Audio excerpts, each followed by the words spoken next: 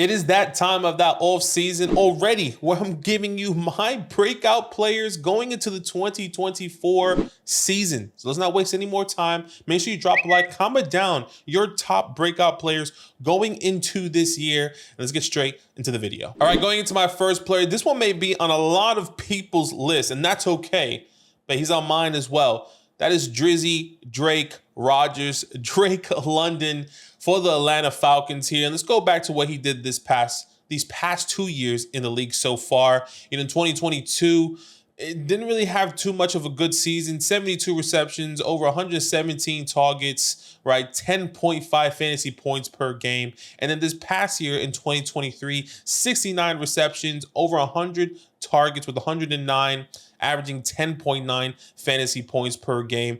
Two very disappointing and underwhelming really years for Drake London, as we saw the team have a terrible quarterback play. And going into that quarterback play, looking into that, going back to his rookie year, kind of broke it down here for you. In 2022, these are the quarterbacks he was playing with, okay? Marcus Mariota and Desmond Ridder in his rookie year for Drake London. And that was absolutely cheeks. It was terrible. This past year in 2023, Drake London's sophomore year, I guess the second year in the league, Desmond Ridder and Taylor Heineke, it didn't get any better. They were the bottom three quarterbacks in the last 2 years in the league, essentially, for the Atlanta Falcons as well. Now we go back into what they did back in 2022. The Falcons were 31st in pass attempts, just ahead of the Chicago Bears, who were dead last, meaning they were second to last in the league in passing attempts in 2022. Going into 2023, they were 25th in passing attempts, bottom 8th in the league when it came down to those opportunities for Drake London. Obviously, we saw that pick up in the second half, right? They got the addition of Bijan Robinson in 2023, and that list kind of goes on. Now going into this whole new year in 2024, a new high-powered offense is what we hope and expect for the Atlanta Falcons, right? They hire Raheem Morris. Raheem Morris goes out and brings Zach Robinson from the Rams. Raheem Morris was the defensive coordinator, right? Zach Robinson was the offensive coordinator for the Rams. He brings him with him. This is huge. Why? Because Zach Robinson was the offensive coordinator for the Rams in 2022 and 2023, and we saw this offense completely flip when Zach Robinson came, and we saw the emergence of Cooper Kupp. Even though we didn't see that in 2022 because of the injuries, right? We saw that we didn't see the emergence of Cooper Kupp because of Zach Robinson. Keep that in mind, but we were in love with Cooper Kupp, right? We were in love with Cooper Kupp. We saw Zach Robinson come in, and then we thought the next step was going to happen in 2022. What happened? Not only does Cooper Kupp get injured, but Matthew Stafford also gets injured. But going into 2023, which is this past year, it completely flipped this team around. Stafford stayed healthy. The emergence of Puka Nacua, Cooper Kupp was also a big part of that. Top 10 in points per game for the Los Angeles Rams, and this is what they're bringing now to the Atlanta Falcons and Drake London. Not only that, you bring in Kirk Cousins, who was on a high-powered offense himself in the past couple years with the Minnesota Vikings, with Justin Jefferson over there, with Jordan Addison, with TJ Hawkinson over there. And we saw how fantasy relevant not only Kirk Cousins was, but how he was producing all these other fantasy relevant wide receivers. And you're saying, well, he probably had Justin Jefferson, and Justin Jefferson was a top first-round pick. So was Drake London.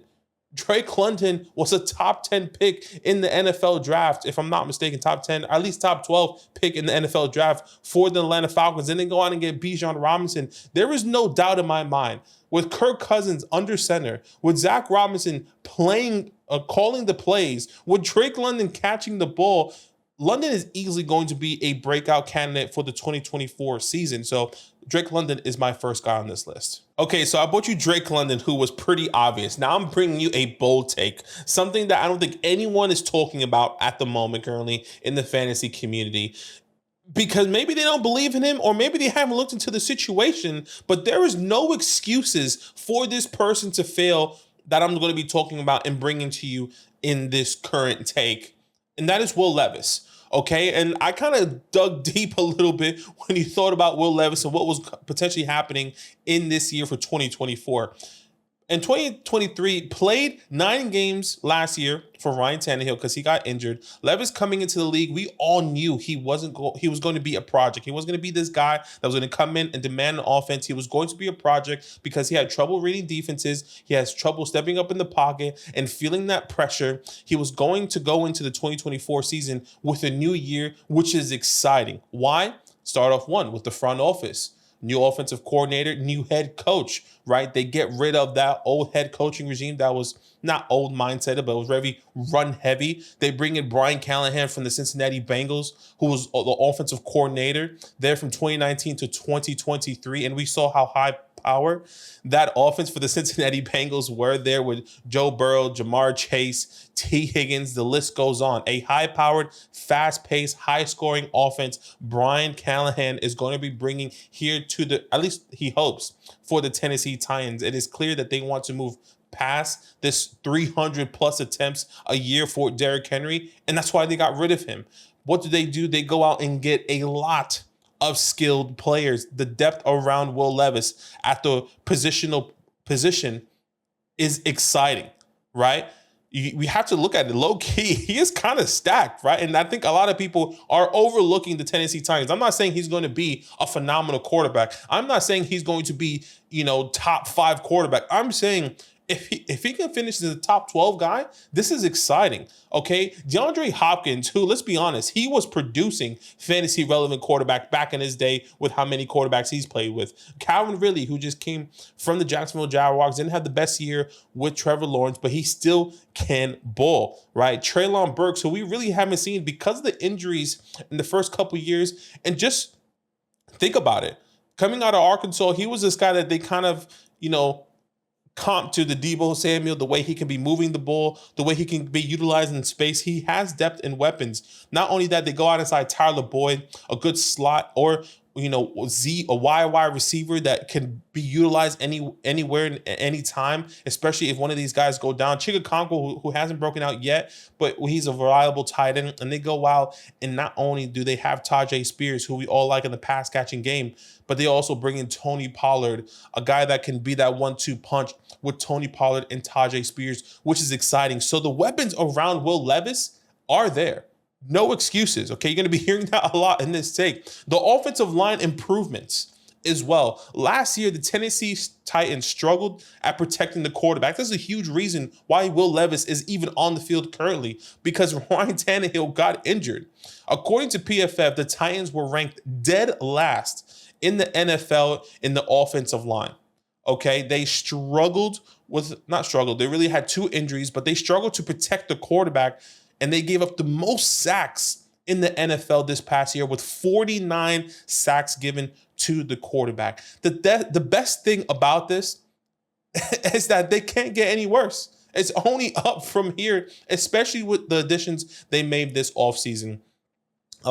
Everyone in the offseason was hoping that someone like a Joe Alt was going to go to the Tennessee Titans, but they get J.C. Latham. Obviously, Joe Alt gets drafted by the Los Angeles Chargers. J.C. Latham, who a lot of people, on draft day leading up to the draft weeks, were saying J.C. Latham was the best offensive lineman, even ahead of Joe Alt. Now, I may not agree with that, but J.C. Latham was still a top prospect in a very deep class of offensive linemen. So I do believe he's going to make an impression and an impact on this offensive line. They signed Lloyd Cushenberry from the Broncos, who gives them a little bit more depth. Peter Skoronski going to his second year, right? One of the best offensive linemen in last year's class. There's upside for things to turn around. So not only does Will Levis get a new offensive coordinator, a high-powered offensive coordinator is our expectation. Has a depth in the weapons with DeAndre Hopkins, Calvin Ridley, Treylon Burks, Tyler Boyd, Tony Pollard, and Tajay Spears. Has an improved offensive line that we are projecting, but something that is very, very underrated that a lot of people are forgetting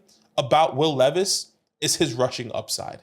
Okay, in 2022 at Kentucky, Levis was playing, right, coming out of his year going into the NFL. Levis was playing with the injury. So a lot of that was underlooked, swept under the rug, because in 2021, remember when Will Levis was a talk of the town and he was coming to the NFL as one of the top prospect quarterbacks and he was going to be a top 3 pick there with Bryce Young and CJ Stroud?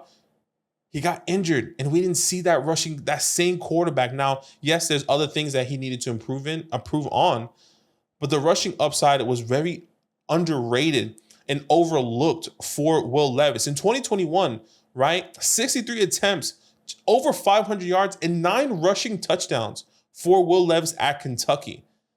Remember, the talk of the town, the guy that can not only have an incredible arm talent, that can throw the ball with ease, but he also has the ability to rush and utilize his legs. Once again, with all the situations and all the things that are surrounding him, I'm not saying Will Levis is going to finish as a top 5 quarterback. I'm saying don't be surprised if he finishes as a top 12 quarterback this year. And then, he's a breakout. I mean, we've seen it.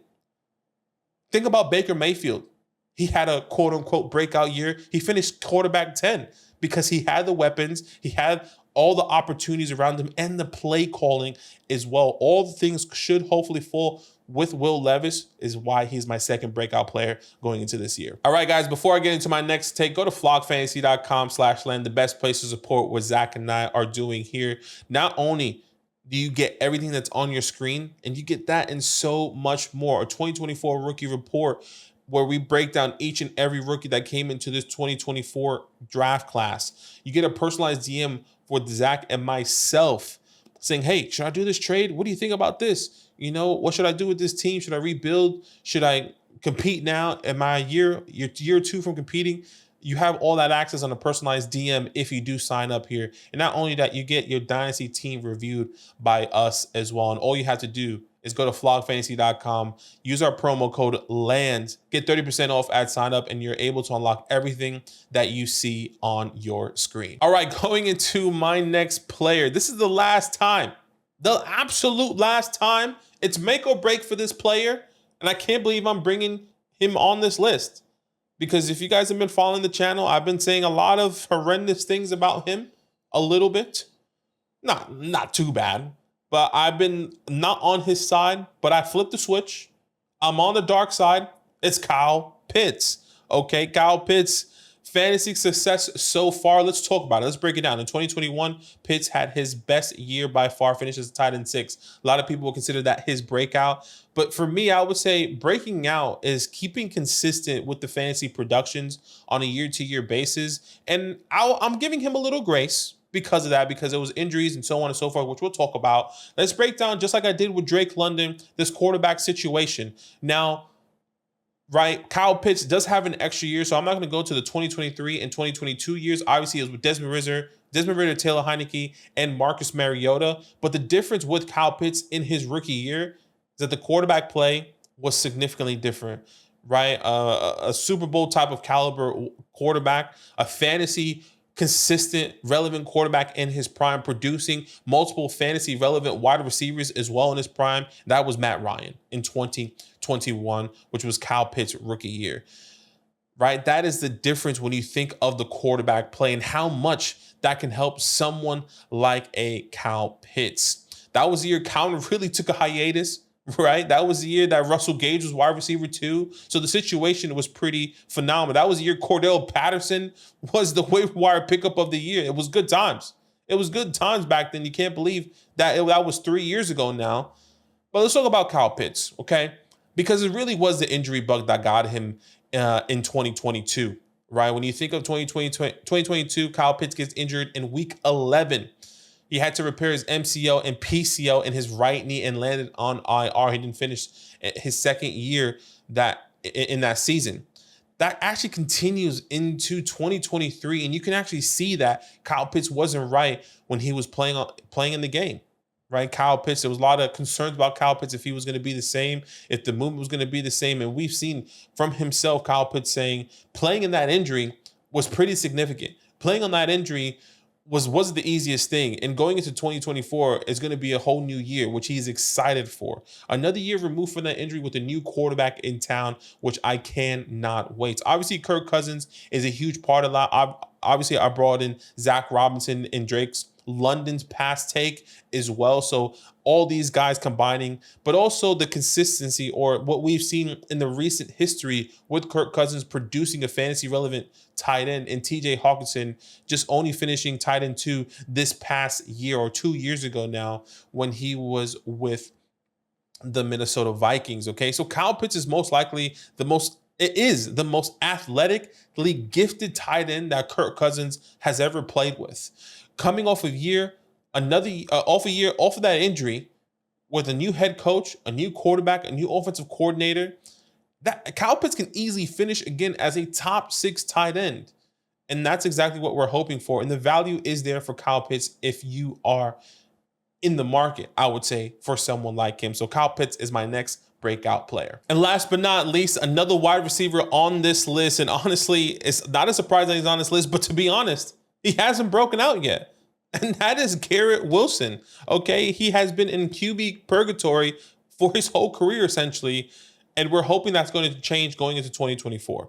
In 2022, Zach Wilson, Joe Flacco, Mike White, and Chris Streveler. I mean, that is terrible. In 2023, Zach Wilson, Trevor Siemian, Tim Boyd. In the span of 2 years, Will Levis has played with 5 different quarterbacks, 6 if you want to include the 4 snaps Aaron Rodgers played last year. Okay? That's crazy in your rookie year, in the first 2 years of your career. What's so amazing about Garrett Wilson is that if you look at the last 2 years and how Wilson has absolutely done nothing for fantasy, he's still a top 10 wide receiver in Dynasty. Why? Because people believe in him. We all believe in him. He just needs a good quarterback play. In 2023, he finished as wide receiver 26, averaging 12.5 fantasy points per game. That's average, right? And we love Garrett Wilson. 2022, finished wide receiver 21, 12.7 fantasy points per game. All because of quarterback play. But what's exciting about this is look at the demand of targets that we've seen these past 2 years. 163 targets in 2023, 139 targets in 2023. What does he do? He's getting over 1,000 yards in each year, but he's not getting the touchdowns and those big boom plays that we were hoping for because of that quarterback play. On Keep Trade Cut, he's wide receiver 7. On Flock Fantasy website, he's wide receiver 8. That's because of 2 words, Aaron Rodgers. We all know what Wilson can be with Aaron Rodgers. With him, he's on the field. We believe Aaron Rodgers can easily make Garrett Wilson a top 10 wide receiver that he is currently marked in the community in this very moment, or at this very moment. That's what's so exciting about Garrett Wilson and Aaron Rodgers. And yes, this one may be obvious. And yes, I would 100% encourage you to go out and buy Garrett Wilson.